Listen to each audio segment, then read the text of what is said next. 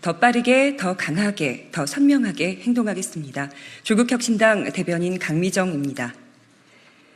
윤 대통령의 저출생 대책, 야당 도움 없이 할 수 있는가? 윤석열 대통령이 어제 인구 국가 비상사태를 선언하고 저출산 문제를 극복하는 그날까지 범국가적 총력 대응 체계를 가동하겠다라며 인구 국가 비상사태를 선언하고 인구 전략기획부를 신설하겠다고 밝혔습니다. 윤 대통령의 어제 발표가 혹시 지난 6월 16일 대통령실 직속 저출산 고령사회위원회에서 일과 가정의 양립을 골자로 6월에 발표하겠다던 저출생 종합대책인가요? 그렇다면 실망이 큽니다. 저출생 위기 극복을 위한 종합대책으로 보기엔 너무 허술하기 때문입니다. 여성가족부는 결혼중개업체의 온라인 서비스 운영 점검을 강화하고 허위, 과장 광고에는 엄정 대응하겠다고 했죠. 허위, 과장 광고를 한 결혼중개업체를 압수수색이라도 할 기세입니까?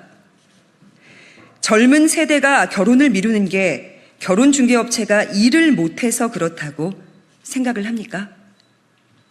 보건복지부는 신뢰성이 있는 기관에서 다양한 만남의 기회를 확대하기 위해 종교단체나 지방자치단체를 통한 만남의 장을 확대하겠다고 나섰습니다. 국가가 결혼 정년기 청년들에게 KS 인증마크라도 붙여주려나 봅니다. 아니면 어느 종교단체처럼 국가 차원 합동 결혼식이라도 열어주려나요?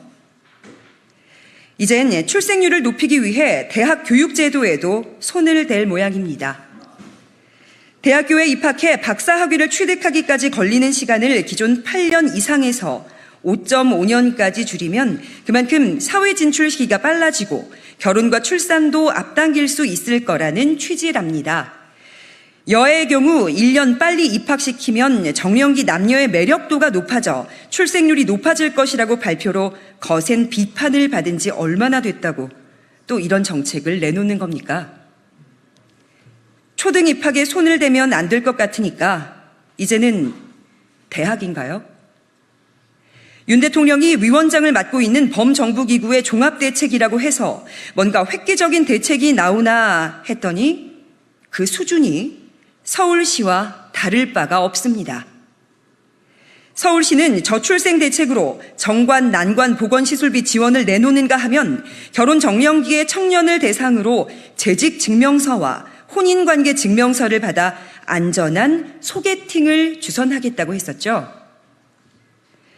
조국혁신당은 윤 대통령이 저출생 문제의 심각성을 깨닫고 뭐라도 해보려고 노력한다는 점은 인정합니다. 그런데 윤 대통령이 하려는 일의 대부분은 법을 바꾸거나 예산 지원이 필요한 사업들입니다.